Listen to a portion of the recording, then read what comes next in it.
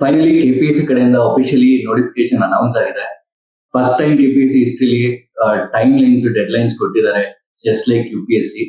So ಈ timelines ನೋಡ್ಬೇಕು ಅಂತ ಹೇಳಿದ್ರೆ 3.5 months ಅಂತ ಹೇಳಿದ್ರೆ November 15th ಅಲ್ಲಿ ಪ್ರಿಲಿಮ್ಸ್ ಎಕ್ಸಾಮ್ ಇರುತ್ತೆ. ಅದಾದ್ಮೇಲೆ 3 months ಅಲ್ಲಿ February 12 to 18 ಮೇನ್ಸ್ ಎಕ್ಸಾಮ್ ಇರುತ್ತೆ. ಅದಾದ್ಮೇಲೆ ಮತ್ತೆ 3 months ಅಲ್ಲಿ ಇಂಟರ್ವ್ಯೂ ಇರುತ್ತೆ. ಸೊ May 30th ಒಳಗಡೆ ಎಲ್ಲಾ ಪ್ರೋಸೆಸ್ ಕಂಪ್ಲೀಟ್ ಆಗಿ ರಿಸಲ್ಟ್ ಡೇಟ್ ಕೂಡ ಅನೌನ್ಸ್ ಮಾಡಿದ್ದಾರೆ, June 2027 ಅಂತ ಹೇಳಿ. ಸೊ ಇದೊಂದು ಗೋಲ್ಡನ್ ಆಪರ್ಚುನಿಟಿ, ಮಿಸ್ ಮಾಡ್ಕೊಳಕ್ ಹೋಗ್ಬೇಡಿ. ಸೊ ನನ್ ಜೊತೆ ಇದ್ದಾರೆ ಆನಂದ್ ಸರ್, ಶಶಾಂಕ್ ಸರ್ ಹಾಗೂ ಚಂದನಾ ಮೇಡಮ್. ಇವ್ರು 3 ಜನನು ಈ ಸಲ ಇಂಟರ್ವ್ಯೂ ಕೊಟ್ಟಿದ್ದಾರೆ. ಹಾಗೆ ಸ್ವತಃ ನಾನು ಕೂಡ KS ನ ಫಸ್ಟ್ ಅಟೆಂಪ್ಟ್ ಅಲ್ಲಿ ಕ್ಲಿಯರ್ ಆದವನು. ಸೊ ಈ ಒಂದು 10 months ಯಾವ ತರ ಪ್ರಿಪರೇಷನ್ ಇರಬೇಕು ಅಂತ ಹೇಳಿ ನಮ್ಮ ಮೆಂಟರ್ಸ್ ಹತ್ರ ತಿಳ್ಕೊಳ್ಳೋಣ. ಸೊ ಶಶಾಂಕ್, ನೀವೇನ್ ಹೇಳ್ತೀರಾ? ಸರ್, ಇವಾಗ ಫಸ್ಟ್ ಸ್ಟೇಜ್ ಪ್ರಿಲಿಮ್ಸ್ ಏನಿದೆ ಅದು ಬರ್ತಾ ಬರ್ತಾ UPSC ರೇಂಜ್ ಗೆ ಆಗಿದೆ. ಸೊ ಹಾಗಾಗಿ 3.5 months ಅಲ್ಲಿ ನಾವು 3 ರಿವಿಷನ್ಸ್ ಪ್ಲಾನ್ ಮಾಡ್ಕೊಂಡು, ಫಸ್ಟ್ ರಿವಿಷನ್ 2 months, ಅದಾದ್ಮೇಲೆ 1 month 50 days ಮಾಡಿದ್ರೆ ಖಂಡಿತ ಕಾನ್ಫಿಡೆಂಟ್ ಆಗಿ ಪ್ರಿಲಿಮ್ಸ್ ನ ಕಟ್ ಆಫ್ ಕ್ಲಿಯರ್ ಮಾಡ್ಬೋದು. ಸೊ ಪ್ರಿಲಿಮ್ಸ್ ನ ನೆಗ್ಲೆಕ್ಟ್ ಮಾಡಬೇಡಿ, ಆದಷ್ಟು ಬೇಗ ಸ್ಟಾರ್ಟ್ ಮಾಡ್ಬೇಕು. ಓಕೆ, ನೀವೇನ್ ಹೇಳ್ತೀರಿ? ಸರ್, ಈ ನೋಟಿಫಿಕೇಶನ್ ಸ್ಪೆಷಲಿ ಲಾಸ್ಟ್ ಇಯರ್ ನಡೆದ KS ಪ್ರಿಲಿಮ್ಸ್ ಮೇನ್ಸ್ ನೋಡಿದ್ರೆ ಕ್ವೆಶ್ಚನ್ ಅನಾಲಿಟಿಕಲ್ ಬರ್ತಾ ಇದೆ, ಫ್ಯಾಕ್ಚುಯಲ್ ಬರ್ತಾ ಇದೆ. ಸೊ ಟೆಸ್ಟ್ ಸೀರೀಸ್ ತುಂಬಾ ಇಂಪಾರ್ಟೆಂಟ್ ರೋಲ್ ಪ್ಲೇ ಮಾಡುತ್ತೆ.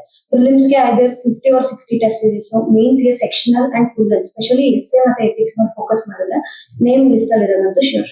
ಹೌದು, ಖಂಡಿತ. ಯಾಕಂದ್ರೆ ನಾವು ಬಂದಾಗ 2011-12 ಟೈಮ್ ಅಲ್ಲಿ ಬರ್ತಿದ್ದಕ್ಕೂ ಇವಾಗ 2026 ಅಲ್ಲಿ ಇಲ್ಲ ರೀಸೆಂಟ್ ನಾವು ಎಕ್ಸಾಮ್ ನೋಡ್ತೀವಿ ಅಂತ ಹೇಳಿದ್ರು, ಪ್ಯಾಟರ್ನ್ ಅಂತೂ ಚೇಂಜ್ ಆಗಿದೆ. It is almost similar to UPSC standards ಅಲ್ಲಿ. ಸೊ ಹಾಗಾಗಿ ತುಂಬಾ ಜನ UPSC ಹೋದವ್ರು ಕೂಡ ಇದರಲ್ಲಿ KPSC ಕೂಡ ಬರೀತಾರೆ. ಈ ಸಲ ಇಂಟರ್ವ್ಯೂ ನಾನು ನೋಡಿದಾಗ ಎಷ್ಟು ಜನ UPSC ಪ್ರಿಪೇರ್ ಆಗ್ತಾ KPSC ಇಂಟರ್ವ್ಯೂ ತನಕ ಬಂದಿದ್ರು.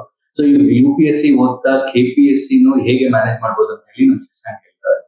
ಸರ್, ಸೊ 80% ಸಿಲೆಬಸ್ ಸೇಮ್ ಇದೆ ಸರ್, UPSC ಹಾಗೂ KPSC. ಏನ 20% ಇದೆ ಕರ್ನಾಟಕ ಹಿಸ್ಟ್ರಿ, ಎಕಾನಮಿ, ಜಿಯೋಗ್ರಫಿ ಮತ್ತು ಪಬ್ಯಾಟ್. ಈ ಸಬ್ಜೆಕ್ಟ್ಸ್ ನ ಆದಷ್ಟು ಬೇಗ ಈ 1 month ಅಲ್ಲಿ ಮುಗಿಸ್ಕೊಂಡು ಆಮೇಲೆ ಏನು ಕಾಮನ್ ಸಿಲೆಬಸ್ ಬರುತ್ತೆ ಅದನ್ನ ಕಂಟಿನ್ಯೂ ಮಾಡ್ಬೋದು ಸರ್ ಸೆಪ್ಟೆಂಬರ್ ಇಂದ.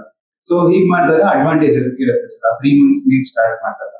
ಸೊ ಚಂದನ 3.5 months ಇದೆ ಪ್ರಿಲಿಮ್ಸ್ಗೆ. ಸೊ ನೀವು ಲಾಸ್ಟ್ ಇಯರ್ ಕೂಡ ನೀವು ಇದೇ ಒಂದು ಟೈಮ್ ಕ್ರಂಚ್ ಪ್ರಿಪೇರ್ ಆಗಿದ್ರಿ. ಸೊ ಯಾವ ತರ ಪ್ರಿಪರೇಷನ್ ಮಾಡ್ಬೇಕಾಗುತ್ತೆ ಈ 3.5 months?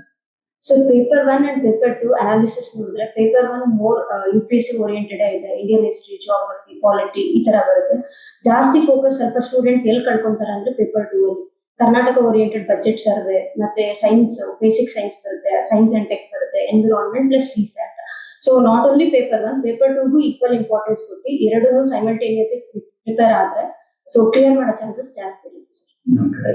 ಸೊ ಇದೇ ಲೈನ್ಸ್ ಅಲ್ಲಿ ನಾವು IAS ಬಾಬಾದಲ್ಲಿ KS ಬಾಬಾ ಕೆಳಗಡೆ ವಿ ಹ್ಯಾವ್ ಗಾಟ್ ಮಿಷನ್ ಲಕ್ಷ್ಯ ಅಂಡ್ ಮಿಷನ್ ಗರುಡ ಅಂತ ಅಂದ್ಬಿಟ್ಟು 2 ಪ್ರೋಗ್ರಾಮ್ ತಂದಿದ್ದೀವಿ.